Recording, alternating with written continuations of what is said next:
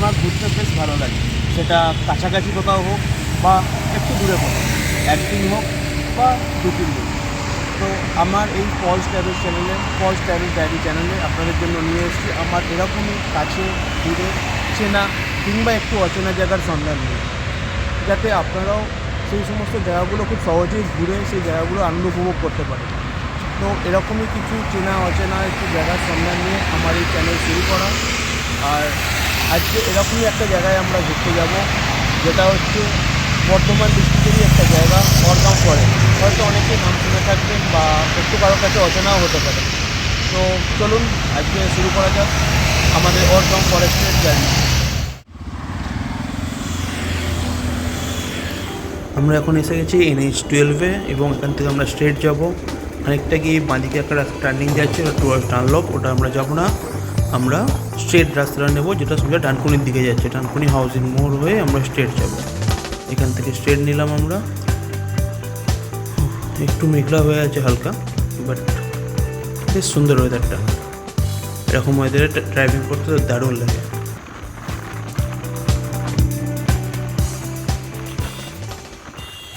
আমরা অলমোস্ট এসে গেছি ডানকুনি ক্রসিংয়ের কাছে, যেটাকে আমরা ডানকুনি হাউজিং মোড় বলেও জানি অনেকে।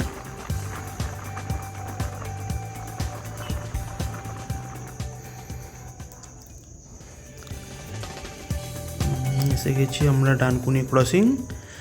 এখানে একটু দাঁড়াতে হবে, সিগন্যাল পড়ে আছে। এই রাস্তাটা মানে বীভৎস অবস্থা, এখন মেনটেন্যান্সের কাজ হচ্ছে। আর এখান থেকে বাঁদিকে গেলে আপনারা যদি বাঁকুড়ার দিকে চান টু আরামবাগ হয়ে যেতে পারেন, বাট আমরা যাব এখন স্ট্রেট। খানিকক্ষণ যাওয়ার পরে একটু পেট পুজো করতে আমরা দাঁড়িয়ে পড়লাম এই ফুড এক্সপ্রেস ধাবা। এখানে অনেকগুলো ছোটো ছোটো রেস্টুরেন্ট আছে। আমরা এই টি মোশনে যাব, একটু হালকা স্ন্যাক্স নিয়ে নেব, bread omelette, bread and butter, T, coffee নিয়ে এটা মেনুটা আপনাদের সামনে রাখলাম। দেন খাওয়া দাওয়া কমপ্লিট আমাদের। এবার আমরা আবার জার্নি শুরু করলাম সোজা আঁকা বাঁকা রাস্তা ধরে।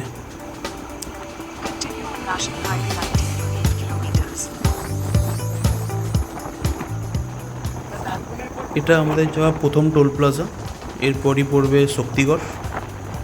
ওখান থেকেও আমরা স্ট্রেট যাব।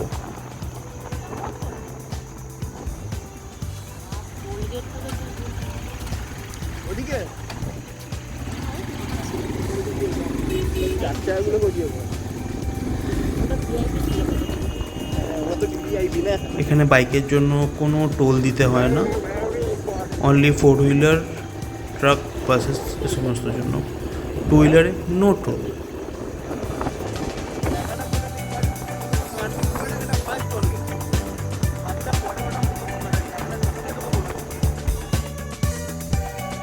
এই রাস্তার মেনটেন্যান্সের জন্য খুবই রাস্তাটার একটু অবস্থা খারাপ হয়ে আছে এখন। অবশেষে আমরা চলে গেছি সেই বিখ্যাত জায়গা শক্তিগড়, যেটা ল্যাংচার জন্য বিখ্যাত বলা হয়। এখানে এসে অবশ্যই আমরা সকাল সকাল ডাব খাবো, ল্যাংচা না। খাবার খুব ইচ্ছা ছিল, বাট চলো দেখা যাক, আসার সময় হবে। ল্যাংচা মহলে এসে ডাব খেয়ে আমরা আবার আমাদের জার্নি শুরু করব। কাছাকাছি আমরা এসে গেছি অলমোস্ট, আর এখান থেকে 28 কিলোমিটার্স। এই ব্রিজটা থেকে নামবো, নেবেই আমাদের টার্নিং নিতে হবে।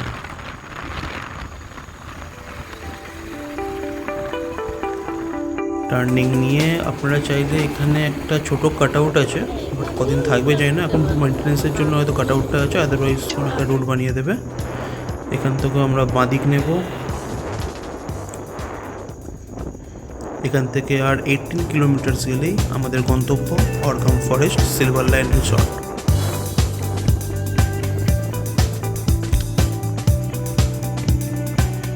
এই সমস্ত জায়গায় বেশ এত খোলা জায়গা থাকে না, যে বেশ ফ্রি লাগে। মানে সারা সপ্তাহ ওয়ার্ক স্ট্রেস এ সমস্তগুলো দেখে আর এই লং ড্রাইভে ওগুলো অনেকটা রিলিফ পাওয়া যায়। সেই ঝাউবন।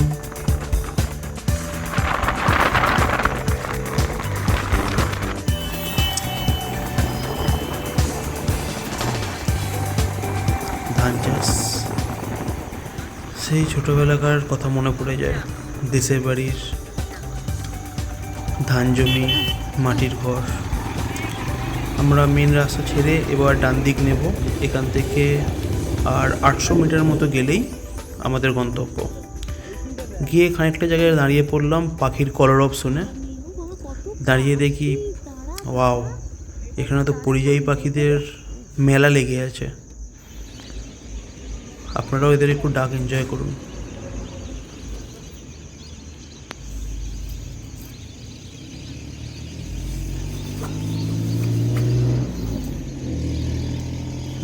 খাবার আগে ও শৌচালয়ে পরে সাবান দিয়ে হাত দেবেন, কোনো বিজ্ঞ মশাই লিখে গেছে। যাই হোক, চলুন আমরা জার্নি আবার শুরু করি টুয়ার্ড সমুজা ওরকম ফরেস্ট।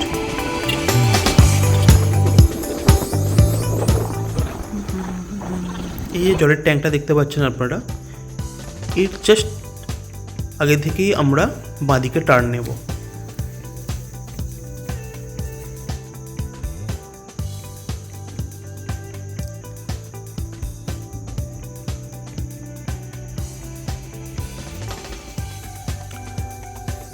সেই রাস্তায় শুকনো হচ্ছে ধান।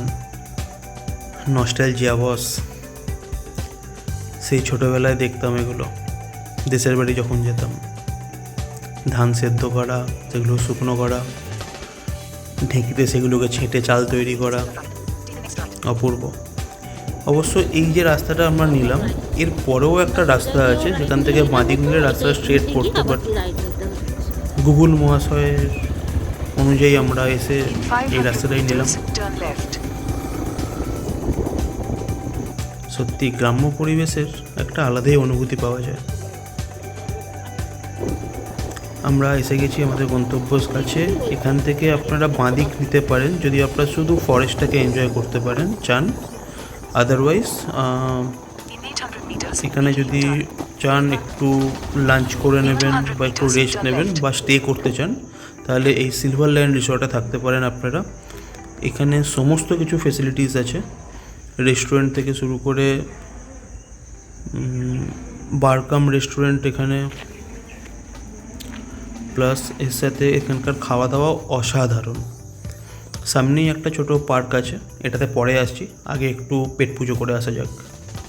এখানে পার্কিং করে আমরা সোজা চলে যাব এবার রেস্টুরেন্টে।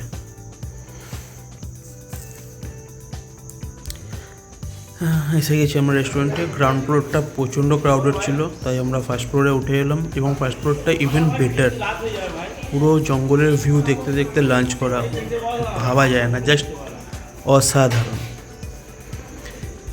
এখানে হুক্কা, লিকার সমস্ত কিছু ব্যবস্থা আছে। আর এই বারান্দাটা তো অসাধারণভাবে সাজানো, অবশ্যই আসা চাই। লাঞ্চ পর্ব সেরে আমরা একটু আমাদের শৈশবে ফিরে গেছি, চলে এসেছি আমরা চিলড্রেন্স পার্কে। এখানে বাচ্চাদের জন্য যথেষ্ট জিনিস করা আছে, যারা পার্কে এসে আর ভালোভাবে এনজয় করতে পারবে। এই জায়গাটা ফ্যামিলির জন্য খুবই ভালো। আমি এটা একটু ট্রাই করব। হ্যাঁ, এই হচ্ছে আমি ছোটোবেলায় ফিরে গেছি এই সমস্ত দেখে। উঠে তো পড়েছি, কিন্তু এবার কী করে নামবো সেই নিয়ে বুঝতে পারছি না। এই পড়ে গেলাম।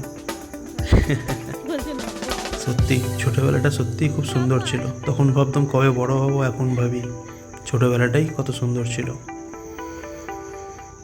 চলুন, অনেক এনজয় হলো। এবার আমরা ফরেস্টের ভিতর দিয়ে যাব একটু ওখানকার অ্যাডভেঞ্চারাস ট্রিপ নিতে। আপনারা যদি শুধু চান যে ফরেস্টে এসে ঘুরে যাবেন, করতে পারেন। এখানে ফরেস্টটা পুরো চারদিকে মানে একটা অ্যাডভেঞ্চারাস ফিল দেবে আপনাকে। আপনি যদি চান যে শুধু সারাদিন একদিন ফরেস্টে কাটাবো, তো যদি আপনি এখানে থাকেন এসে, তো যদি বিকালের পর এই ফরেস্টের ভেতর দিয়ে যান, অবশ্যই এটা একটা গা ছমছমে পরিবেশ। কারণ এখানে ঘন জঙ্গল, গাছগুলো অলমোস্ট রাস্তাটাকে কভার করে আছে, আর মাঝখান দিয়ে সরু একফালি রাস্তা চলে যাচ্ছে। দূর দূরান্ত অবধি কোনো মানুষজনের কোনো দেখা পাবেন না, শুধু গাছপালা আর আপনি। ভেবে দেখুন, বেশ ছমছমা ব্যাপার না? তো আমরা এরকমই অ্যাডভেঞ্চার করতে করতে আমরা মেন রোডের দিকে এগিয়ে যাচ্ছি। এখান থেকে আর 1.5 কিলোমিটার যাওয়ার পরে আমরা মেন রোড, কিন্তু এই 1.5 কিলোমিটারটাই থাকবে এরকম জঙ্গলে ভরা রাস্তা। সত্যি এখানে মানুষজনও নেই, অদ্ভুত। অবশেষে খানিকটা খুঁজতে খুঁজতে আমরা জনবসতিপূর্ণ এরিয়ায় এসে গেছি এবং এখানকার সেই মাটির বাড়ি, খড়ের চাল, খেলার মাঠ, ছোটোবেলাকার কথা মনে পড়ে গেল যখন দেশের বাড়িতে যেতাম। সেই গরু একপাল। যাক, এ সমস্ত দেখতে দেখতে আমরা এবার মেন রাস্তার কাছাকাছি এসে গেছি। বাড়ি ফেরার পালা। তবে বলবো এই জায়গাটা অবশ্যই একবার অন্তত ঘুরে যাওয়া দরকার। খুবই সুন্দর জায়গা।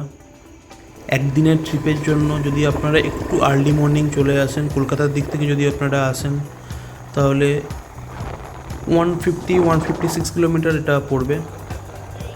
আর এখান থেকে আর খানিকটা গেলেই বোলপুর শান্তিনিকেতন। চাইলে কখনো ওখানেও চলে যাওয়া যেতে পারে যদি দুদিনের ট্রিপ করেন আপনারা। এখানে একদিন স্টে করে দেন, শান্তিনিকেতন চলে যেতে পারেন পরের দিন। চলুন আমরা এবার বাড়ির দিকে রওনা দিয়ে দিলাম। মেন রাস্তায় উঠে পড়েছি। এখান থেকে সোজা যাব আমরা, গিয়ে পড়ব NH-12 ওখান থেকে বাঁ দিক নেব টুয়ার্ডস হোম। টাটা, আবার দেখা হচ্ছে পরের ভিডিওতে। ভিডিওটা ভালো লাগলে অবশ্যই লাইক করে দেবেন এবং নিজের বন্ধুদের সাথে ভিডিওটা শেয়ার করে দেবেন এবং চ্যানেলটিকে সাবস্ক্রাইব করে দেবেন। টাটা।